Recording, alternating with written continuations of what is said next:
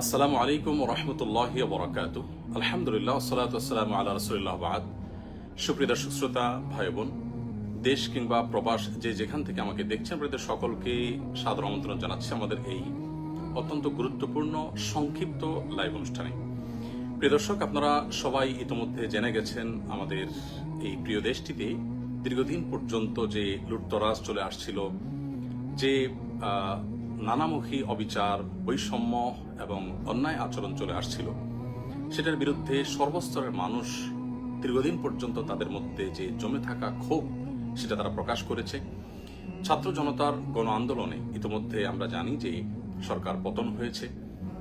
এই পুরো সাফল্যের যে মহানায়কেরা, বিশেষ করে আমাদের শিক্ষার্থীরা, তাদের সকলকে আমরা সকলে বিনম্র শ্রদ্ধা জ্ঞাপন করি। আল্লাহ রাব্বুল আলামিন তাদের সবাইকে এর জন্য সর্বোত্তম বিনিময় দান করুন এবং যে সমস্ত ছাত্র ভাইদেরকে বা যে সমস্ত নিরীহ নিরপরাধ মানুষদেরকে আমরা হারিয়েছি, যাদেরকে হত্যা করা হয়েছে, খুন করা হয়েছে, আমরা তাদের প্রত্যেকের রুহের মাগফিরাত কামনা করছি। আল্লাহ রাব্বুল আলামিন তাদের সবাইকে শাহাদাতের মর্যাদা দান করুন। প্রিয় দর্শক ভাই বোন, যে বিষয়টিকে আমি শুরুতেই বলতে চাই তা হলো যে বর্তমানে যে আনন্দঘন একটি পরিবেশ চলছে, এই পরিবেশে আমরা দেখতে পাচ্ছি যে অনেক সুযোগ সন্ধানীরা এমন সব কাজ করছে যে এই পুরো অর্জনটাকে ম্লান করে দেওয়ার জন্য সেগুলো যথেষ্ট হতে পারে। তোমাদের থেকে একটি গুরুত্বপূর্ণ বিষয় হলো যে লুটতরাজ চলছে। এমনকি আমরা সোশ্যাল মিডিয়ার কল্যাণে এও দেখলাম যে রাস্তাঘাটের লাইট পর্যন্ত মানুষ খুলে নিয়ে যাচ্ছে। যারা রাস্তাঘাট থেকে লাইট খুলে নিয়ে যাচ্ছে, যা হাতের কাছে পাচ্ছে সেটাকেই তারা ভেঙে নিয়ে যাচ্ছে এবং যেখানে পাচ্ছে সুযোগ সেখানে তারা লুটতরাজ করছে। এরা কখনো এদেশের বন্ধু হতে পারে না, এরা দেশের শত্রু। এই মানুষগুলো কখনো শিক্ষার্থী বা প্রকৃত অর্থে যারা আন্দোলনকারী ছিল তারা নয়। এই মানুষগুলো অবশ্যই সুযোগ সন্ধানী এবং এই লুটপাট যে কোনো মূল্যে আমাদেরকে বন্ধ করতে হবে।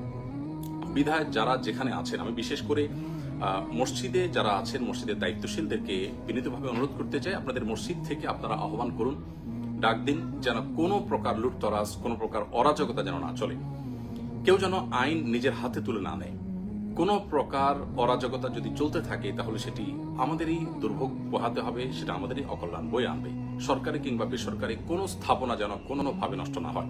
বিশেষ করে মসজিদগুলো থেকে যদি একযোগে এই আওয়াজ উচ্চারিত হয় এবং সমাজের প্রত্যেকটা মানুষ যদি দায়িত্বশীলতার আচরণ করেন এবং যারাই অন্যায়ের দিকে হাত বাড়াচ্ছে তাদের হাতকে যদি আমরা থামিয়ে দিতে পারি, তাহলে সেটা আমাদের জন্য অত্যন্ত আনন্দের বিষয় হবে। অতএব আসুন, ছাত্রদের এই অর্জনকে, ছাত্র জনতার এই অর্জনকে ম্লান করে দেওয়ার মতো কাজগুলোকে যে কোনো মূল্যে থামাতে হবে।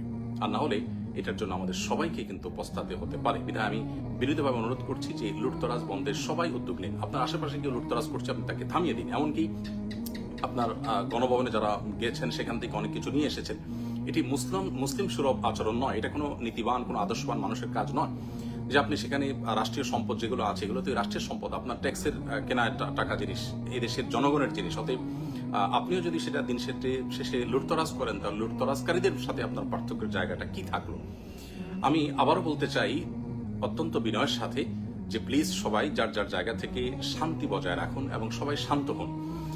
প্রিয় নবী সাল্লাল্লাহু আলাইহি সাল্লাম যখন মক্কা পুনরুদ্ধার করেছেন, মক্কাকে স্বাধীন করেছেন, তখন কিন্তু তিনি মক্কায় কোনো মানুষের কোনো প্রকার জানমালের ক্ষয়ক্ষতি হতে দেননি, বরং সেখানে একরকম অনেকটা রক্তপাতহীন ভাবেই কিন্তু তিনি মক্কা বিজয় করেছেন।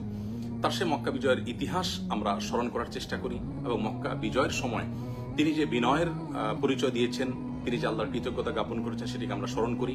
সেই সাথে বিশেষভাবে আমি বলতে চাই, সংখ্যালঘুদের উপর যে নির্যাতনের সংবাদ উঠে আসছে, এর কতটা সত্য কতটা মিথ্যা আমরা জানি না, তবে আমি বিশেষভাবে মাদ্রাসা শিক্ষার্থীদেরকে বলবো যে আপনারা অনুগ্রহ করে আপনাদের আশেপাশে থাকা হিন্দুদের স্থাপনা, ঘরবাড়ি, তাদের মন্দির, উপাসনালয়, এগুলোতে কোনো মানুষ যাতে আক্রমণ করে অন্যায়ভাবে সেখানে কোনো প্রকার জুলুম করে সেটাকে উদুরপিণ্ডি বুদুর ঘাড়ে চাপাতে না পারে, সেজন্য আপনারা সজাগ থাকুন। এবং এই কর্তব্যটা, এই সময়টা যদি আমরা সবাই মিলে পালন করতে পারি, তাহলে সেক্ষেত্রে এই বিজয় বা এই উৎসব যেটা আপনারা করছেন, গোটা দেশে মানুষ করছে, আমরা সবাই করছি, সেটি প্রকৃত অর্থে উৎসবে পরিণত হবে।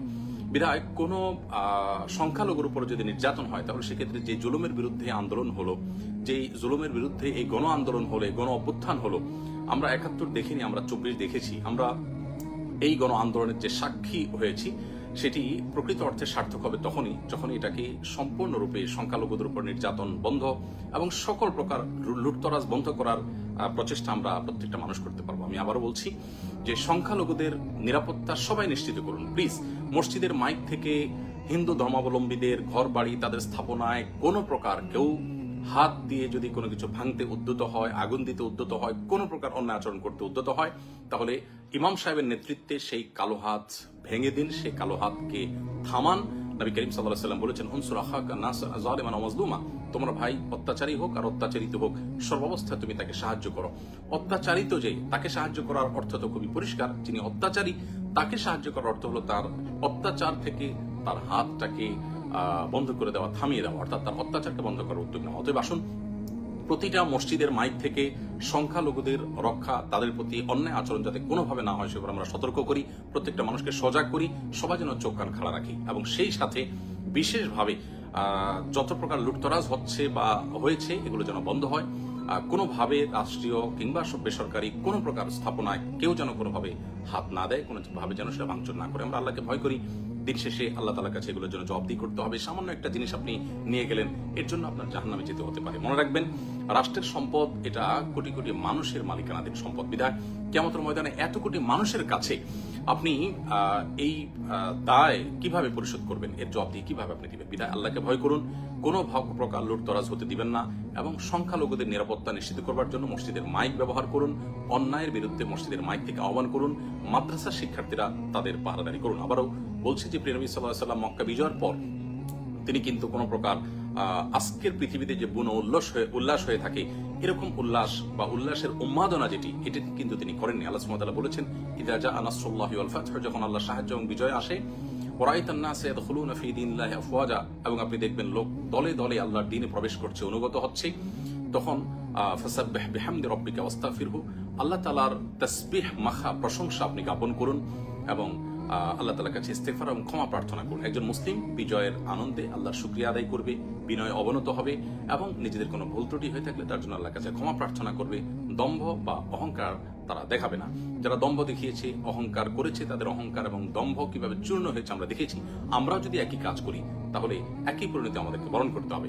যারা জুলুম করেছে, লুটতরাজ করেছে, অবিচার করেছে, বৈষম্য করেছে, সেগুলোর পরিণতি আমরা দেখতে পেয়েছি। আমরাও যদি একই কাজ করি বা আপনারাও যদি সাধারণ মানুষও যদি একই কাজ করেন তাহলে একই পরিণতি আমাদেরকে বরণ করতে হবে। আল্লাহর ভয় আমরা অন্তরে জাগ্রত রাখি।